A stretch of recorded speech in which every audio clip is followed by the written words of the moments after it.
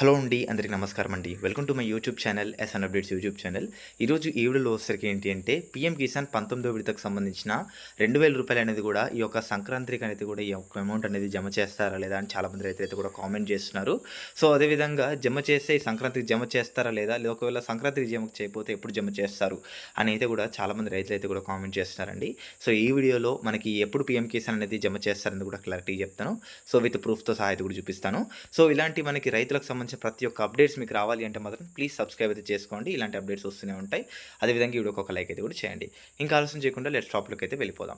So మనకి PM Kisan Samman Nidhi పథకం కింద నరేంద్ర మోడీ గారు ప్రతి సంవత్సరానికి రైతుల ఖాతాలో అయితే కూడా రూ. 6,000 అనేది కూడా జమ చేస్తున్నారండి. సో అది విడతల వారీగా కూడా జమ చేస్తున్నారనే విషయం కూడా ప్రతి ఒక్కరికి కూడా తెలిసిందే. సో విడతకైతే కూడా రూ. 2,000 అయితే కూడా 3 విడతల్లో అయితే కూడా ఈ యొక్క అమౌంట్ అనేది కూడా జమ చేస్తారు. మరి ఈసారి ఈ యొక్క విడతకు సంబంధించి అంటే 19వ విడతకు సంబంధించిన రూ. 2,000 అనేది కూడా ఈసారి ఎప్పుడు జమ అవుతుందనేది కూడా మీకు ఇక్కడ చూపిస్తాను చూడండి. సో మనకి మీరు కూడా పీఎం కిసాన్ యోజన లబ్ధిదారులు అయినట్లయితే అతి త్వరలోనే 19వ దృఫ డబ్బులు అయితే కూడా అందుకునే అవకాశం అయితే కూడా ఉంది.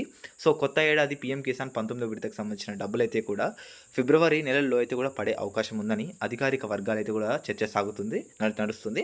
సో మరి ఈ మేరకు కేంద్ర ప్రభుత్వం అయితే కూడా నిర్ణయం తీసుకునే అవకాశం అయితే ఉన్నట్లయితే కూడా తెలుస్తుంది.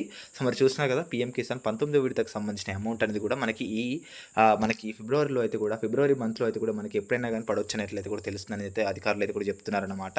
సో ఒకవేళ మీది మీకు ఇంకా పీఎం కిసాన్ రావట్లేదు అంటే మరి ఇక్కడ చూడండి. సో మీకు పీఎం కిసాన్ లబ్ధిదారులు అనేది నమోదు కాకపోతే సో అర్హులైన రైతులకు కూడా స్థానిక రెవెన్యూ అధికారులను అయితే కూడా సంప్రదించి పీఎం కిసాన్ నమోదు చేసుకోవచ్చు.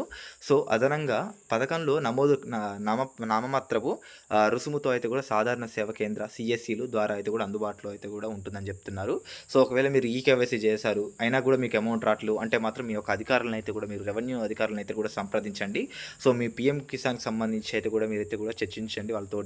సో వాళ్ళైతే మీకైతే హెల్ప్ చేయడానికి అయితే ట్రై చేస్తారు. సో మీకు ఈ విధంగా అయితే కూడా మీకు ఒక పీఎం కిసాన్ డబ్బులు అయితే కూడా పడతాయన్నమాట. సో ఇదండి overall information. So PM Kisan డబ్బులు అయితే కూడా మనకి నెక్స్ట్ మంత్ అయితే మనకి పడవచ్చు అనమాట. సో నెక్స్ట్ మంత్లో మనకి ఎప్పుడైనా కూడా పడవచ్చు అనేది చెప్తున్నారు. ఇది ఓవరాల్ ఇన్ఫర్మేషన్. ఇలాంటి అప్డేట్స్ కావాలంటే మాత్రం ఖచ్చితంగా ఛానల్ అయితే సబ్స్క్రైబ్ అయితే చేసుకోండి. Thanks for watching this video.